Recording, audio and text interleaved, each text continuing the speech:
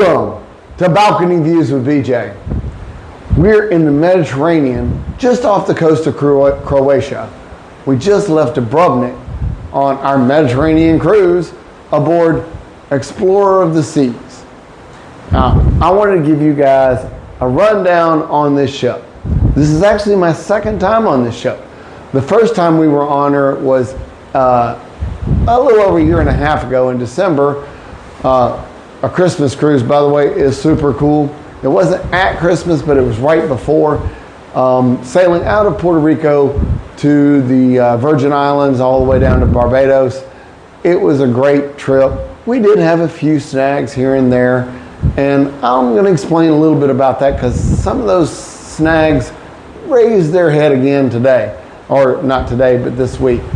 But, you know, I do a lot of these videos, and when I do the ones on the ship and I give you an honest opinion, which is what my goal is, a lot of people get upset, you know, hey, you're just dogging on the ship and you know, you need to be happier or whatever. I don't know. I don't know if they stay for the whole thing or what, but I always try to do negative and positive. So this I thought I'd mix it up a little bit. I'll do all the positive stuff first, and then I'll throw the negative stuff in there. So if you're interested in it, then you can stay around for the whole video. If you're one of the snowflakes out there that just wants to hear good stuff, then you can turn it off when I'm done. Anyway, the Explorer is one of the Voyager class ships. There's 5 of them: Voyager, Explorer, Navigator, Mariner, and what's the other? Adventure. Those are your Voyager class ships. Now they're the 4th level down. You've got Oasis is your top and your biggest for now until Icon comes out.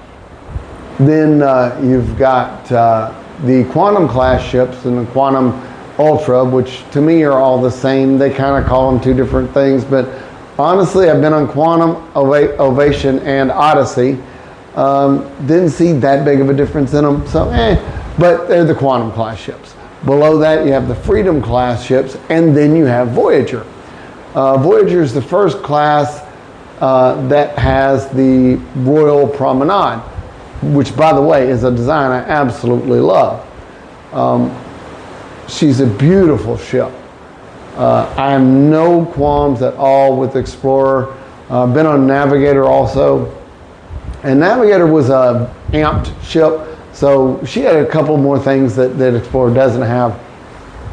But it's a great, big, small ship. And if you don't know what I mean by that, Explorer being the 4th class down is a smaller ship than your big mega ships like the Freedom class, the Oasis, and the Quantum. So she can go into a lot of ports that those class ships just can't go. And that's why she does the Mediterranean. It's also, I believe, why she does the Southern Caribbean and ports out of San Juan, Puerto Rico sometimes, because I don't think the bigger ships can go into San Juan. They don't have that access for it. It's just too big. So she's a really, really good ship for that. And there are a lot of people out there that just don't like the big mega ships. They only like the smaller class ships. So this would probably be on the bigger side of what a lot of those people would prefer. And it's a great class. It's a good ship. That's all I can say. It's a good ship. They got flow rider. They've got ice skating, ice shows. Great. Although we didn't get to see any of the shows this week. Just because, you know, things happen. Time got away from it. It's not any problems. That was all us. We just didn't make it to them. But they've got really good entertainment, and it's a good ship. It really, really is a good ship. Now I'm going to go to the negative. So if you're one of those snowflakes that you don't like the negative stuff, just turn it off. Go away. Don't listen. I'm just trying to be honest. First of all, I do a little bit of gambling. I like the casino. I didn't start off that way. Actually, my brother-in-law showed me that if you go to the casino, you can actually cruise a little bit easier sometimes because you can earn yourself free cruises through the casino. Now, if you don't understand what this is about, you're probably not going to get what I'm saying. And you may want to just skip ahead or whatever. But if you do, obviously, you know, when you gamble, you get points. You also, there's a lot of different ways. You can do it in the slots. Slots is a surefire way. There's no qualms about it. It's just dollars for points, equal to equal. $5 equals a point, period. There's no question about that. But if you're doing table games, which is what I prefer 3-card poker. Table games is a little bit different. When you're doing table games, the pit boss kind of awards you points based on how you gamble and stuff like that.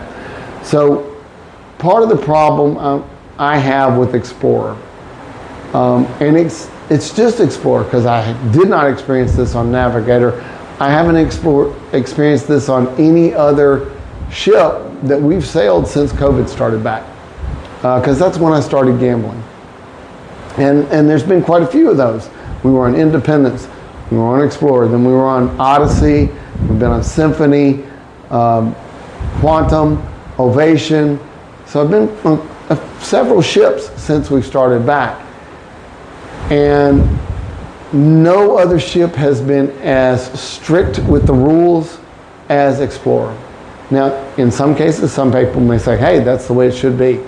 And I don't totally disagree with that. But if one ship is going to do things one way, then I think all the rest should kind of do them the same way.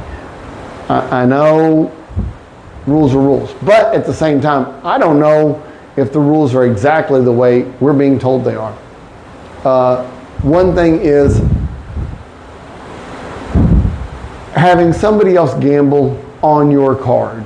If you're sitting at a poker table, they take your CPAS card and that's how they award you points. Now you are allowed to play another spot, but you have to play it blind. That's kind of universal. I've never seen that any other way. But on every other ship, my wife has been able to, when I'm getting close to points and I need to get some extra points, my wife has been able to play my card, so both mine and her gambling goes points towards my card. Every other ship allows that. Explorer doesn't. Again, they say it's corporate rule. Okay, that's fine, I understand that. But it's a little bit irritating when I've done it on Oasis, or on Odyssey, on Quantum, on Ovation, on Independence, on Symphony, and not had a problem. And you know, some people say that's taking advantage of the system, whatever. I don't see it as taking advantage of the system if they allow it. Now, we didn't just do it, we asked, and they said no.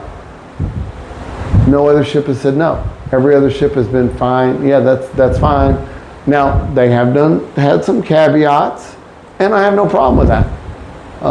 But it just, I wish that they weren't quite as strict. Another issue with that, on being strict, we actually traveled with her sister and brother-in-law.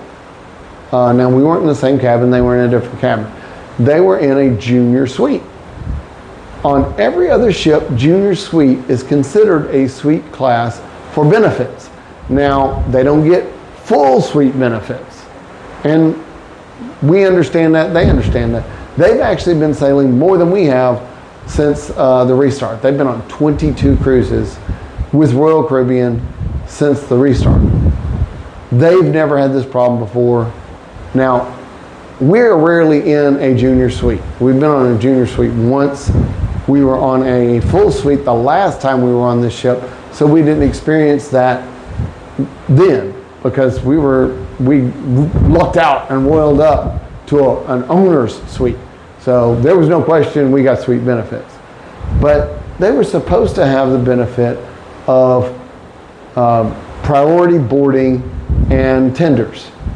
That it's in the paperwork, in the website, all of that. This ship would not allow them to have priority tendering. Now, priority boarding, they may or may not have had that opportunity. They came in late, so they understand that. That's not a problem. We understand that.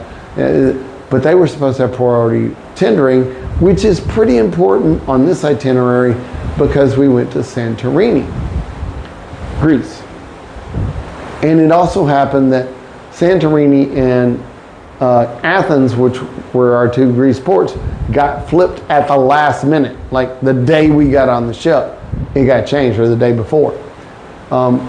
So that changed up some excursions that they had planned that were not ship excursions. They were other excursions. It changed things around. It also changed our time in Santorini. If you've been to Santorini, oh my gosh, getting anywhere in Santorini requires one of two things. You either ride the donkeys up the hill, which I don't have a problem with, but there's a lot of people out there that go, oh my God, don't do that to the donkeys. They don't deserve that. Well, to me, donkeys are an animal of burden. I mean, it's kind of what they're made for. But, yell at me if you want in the comments. Go ahead, go for it. I don't care. But we didn't do that. We didn't ride the donkeys.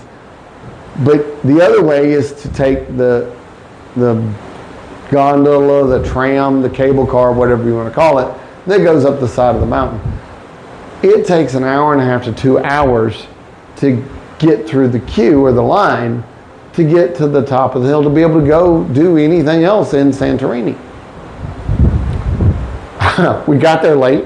We were leaving early, so time was limited. And because of the way they handled the tenders, it just was really kind of crazy. And if my wife's sister and brother-in-law had the tendering that they were supposed to have as a suite guest, even though it was a junior suite that comes with it, it would have been a little bit easier for them. But at any rate, we still got to go to Santorini. We had about an hour in doing something in Santorini that wasn't rushing around or standing in a line. And we still had a good time.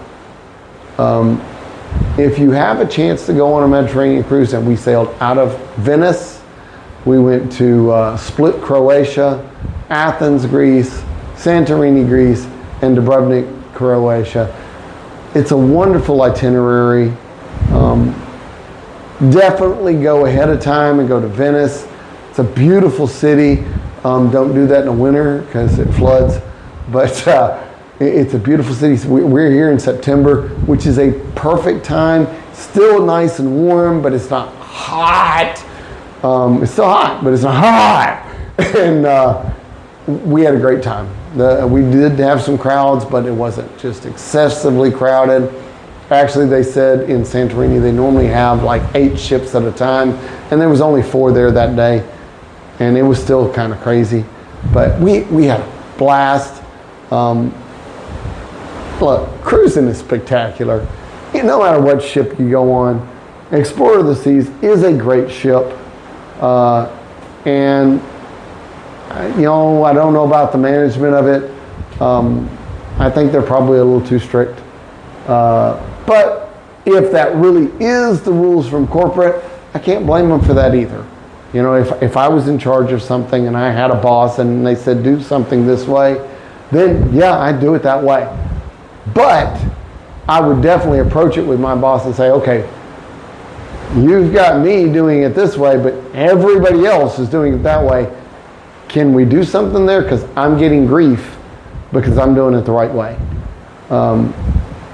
So, I mean, I can see both sides of it. That doesn't make it any less irritating. That doesn't make it less inconvenient. It just makes it what it is. Either way, I'm BJ. Those are my balcony views, and I hope you enjoy your next cruise.